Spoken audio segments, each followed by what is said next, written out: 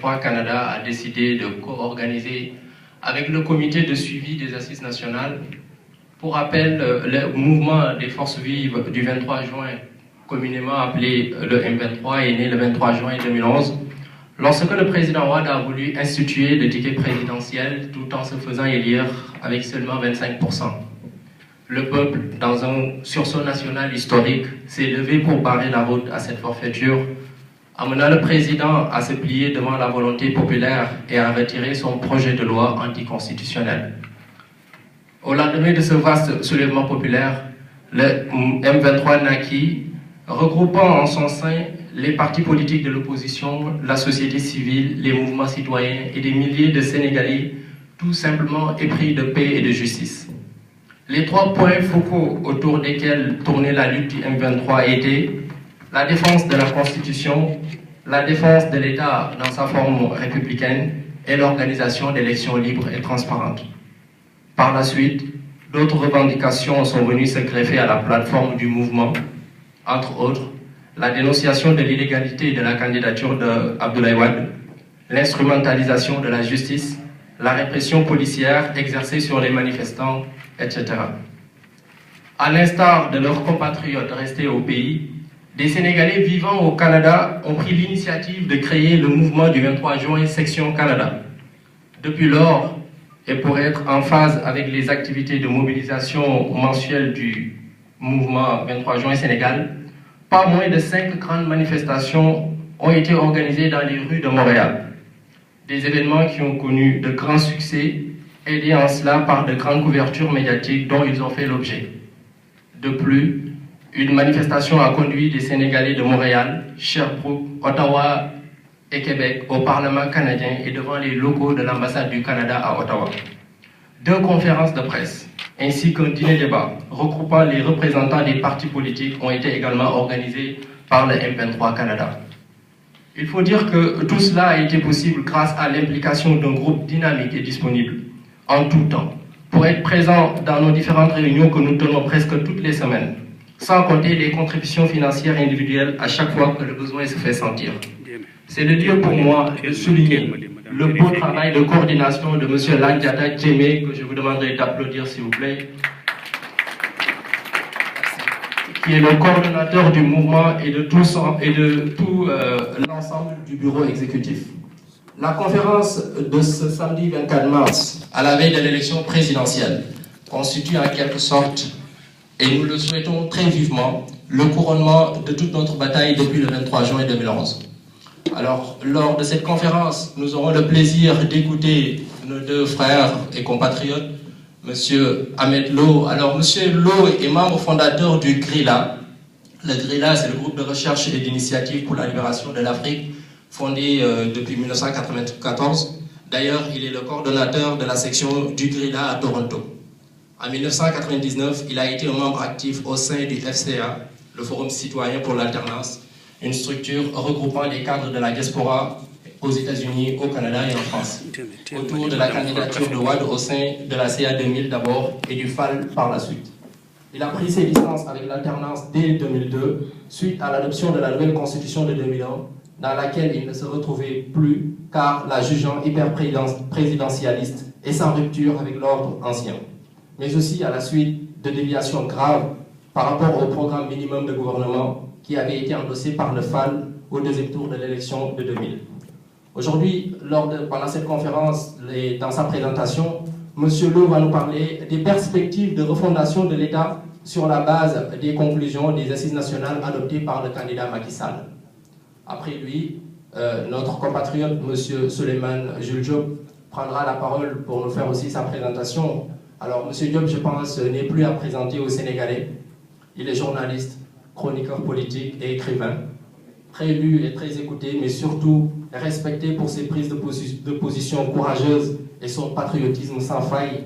Les interventions de Souleymane Jules Diop sur l'actualité politique et sociale sont impatiemment attendues par des milliers d'internautes chaque semaine. Donc lui, ça tournera sa présentation autour des enjeux du second tour de l'élection présidentielle qui aura lieu demain. Alors sans plus tarder, je vais passer la parole à M. Lo pour sa présentation.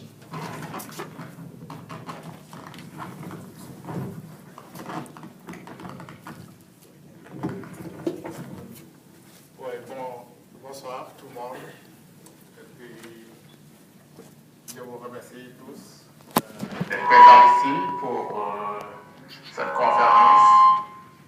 J'aimerais aussi particulièrement remercier les organisateurs qui ont voulu m'associer à cette conférence qui intervient à un moment historique dans l'évolution de notre pays. C'est une date historique dans la mesure où le lendemain, demain, dimanche, on va se retrouver face à l'élection présidentielle de 2012, le deuxième tour, qui va voir deux candidats s'affronter pour prendre la direction du pays pour les 5 ou 7 prochaines années. C'est historique parce que, aussi dans un certain sens, cette élection oppose un président qui, théoriquement, est dans la pratique du droit, n'avait pas le droit d'être présent à cette compétition et qui a dû forcer pour pouvoir être présent à cette élection. Et malgré cela, il n'a pu accumuler que 35% de suffrages à l'issue du premier tour des élections.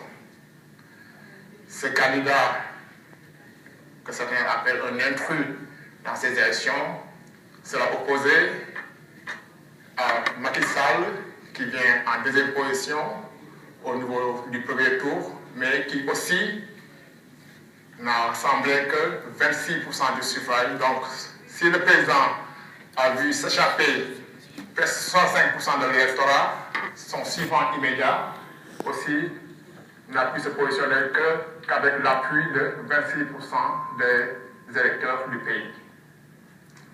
Donc, à la suite de ce deuxième tour, on va se retrouver dans une situation où soit c'est la continuation de l'ordre ancien avec le président qui va continuer à diriger le pays, soit on va se retrouver avec un nouveau président qui, nous l'espérons, va pouvoir, s'il arrive à la tête de ce pays, opérer les ruptures autour desquelles nos compatriotes se sont mobilisés pendant de longues années pour pouvoir mettre le pays sur une différente direction qui soit différente de la direction empruntée depuis les 1960, depuis les 50 dernières années d'indépendance. Et la plupart des gens se posent la question de savoir quelles sont les chances, effectivement, du leader de l'opposition actuelle, qui est Macky Sall, qui, comme je l'ai dit, a rassemblé l'ensemble des 13 autres candidats, des 12 autres candidats qui ne sont pas parvenus à arriver au second tour. Les gens, effectivement, se posent des questions à savoir quelle sera la base qui va regrouper tous ces leaders politiques. Et je pense que c'est très important de signaler que les conclusions des assises nationales arrivent à son heure parce que, facilitant le travail de regroupement de toutes ces candidatures autour d'une plateforme. Comme j'aime à le rappeler souvent, quand on parle d'unité et de rassemblement, il y a deux questions fondamentales auxquelles on doit se poser. La question à savoir, quelle est la base sur laquelle les gens vont se regrouper? Et deuxièmement, quelles sont les forces qui vont s'allier autour de cette base-là? Ça, j'ai souvent l'habitude de rappeler ces deux préalables absolus qui sont fondamentaux dans l'élaboration d'une unité réelle qui ne soit pas une unité factice. Et cette analyse, il est empruntée, ce n'est pas de moi, c'est l'éminent théoricien des mouvements de libération en Afrique. Je veux nommer Amilcar Cabral, qui souvent nous rappelait, Amilcar Cabral, qui était le leader du PAIGC en Guinée-Bissau, et qui nous rappelle tout le temps qu'avant de penser à une unité, il faut toujours se poser ces deux questions. Autour de quoi on va se regrouper et quelles sont les forces politiques ou sociales qui vont porter cette base commune-là de programme. Et c'est pourquoi je pense qu'il est important, à ce moment historique, que l'ensemble des acteurs politiques se retrouvent autour des assises nationales comme plateforme programmatique pour opérer des changements si on arrive à changer le régime à partir de demain. Donc c'est la base de l'unité. Quelles sont les forces qui vont porter cette plateforme programmatique? Comme vous le voyez tous, au niveau du pays, les forces sociales et politiques sont visibles. Il y en a qui soutiennent effectivement cette vision de rupture prônée par les assises nationales, et il y en a d'autres forces sociales et politiques qui s'opposent à la mise en œuvre de ces conditions des assises. Donc ces deux conditions vraiment, aujourd'hui, que je viens d'énoncer, sont remplies, à savoir qu'on a défini leur plateforme programmatique, et deuxièmement, on voit aussi les forces, comment elles se sont configurées pour voir qui c'est pour et qui est contre l'application des assises. Les assises ont été une initiative qui a commencé en 2008, au mois de juin 2008. Et c'est une démarche assez intéressante. Je ne dis pas que c'est une nouvelle approche parce qu'on n'invente rien, on fait qu'améliorer des choses, mais ça a été une innovation dans la mesure où, d'habitude, ce sont des intellectuels qui, dans une réflexion, essaient de proposer des alternatives autour de quoi on doit construire le pays. Mais dans le cadre des assises, nous avons constaté qu'il y avait une approche à deux niveaux. D'une part, il y avait les experts qui dirigeaient les comités scientifiques qui étaient censés réfléchir sur un bilan, non pas du régime de Wade, mais un bilan de l'état réel du Sénégal de 1960 à nos jours. Deuxièmement, il fallait compléter cette approche méthodologique qui a été dirigée par les experts scientifiques par des consultations citoyennes qui ont été organisées au niveau des 35 départements du pays où, dans chaque coin et recoin du pays, les assises se sont déplacées pour demander aux populations à la base quels sont les problèmes auxquels ils sont confrontés et quelles sont les approches de solutions proposées pour résoudre ces problèmes-là. Donc, en ce sens, on peut dire que vraiment ça a été une innovation par rapport à ce qui se faisait avant. Et on a voulu aussi intégrer la dynamique de la diaspora parce que, comme vous le savez, les assises ont été organisées aussi ici au niveau du Canada, au niveau de la France et au niveau des États-Unis. Fondamentalement, les assises, comme j'ai dit, n'étaient pas pour faire le bilan du régime de Wade. C'était basé sur le fait qu'on voulait réfléchir vraiment sur comment ça se fait que 50 ans après les indépendances, le Sénégal n'arrive toujours pas à décoller politiquement, économiquement, et qu'on puisse faire un diagnostic sans complaisance des points de blocage qui maintiennent le pays dans un état de sous-développement et essayer de proposer dans un second temps des approches de solutions.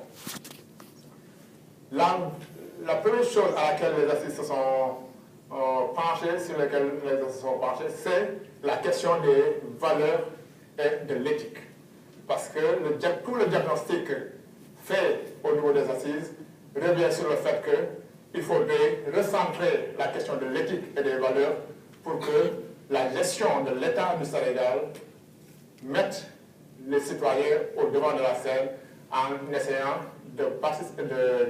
d'appliquer vraiment une pratique vertueuse d'abord des fonds publics, une démarche participative et inclusive qui permet d'incorporer les points de vue des populations à la base et aussi une gestion rigoureuse de ce qui est commun à toutes les populations, à savoir le bien public.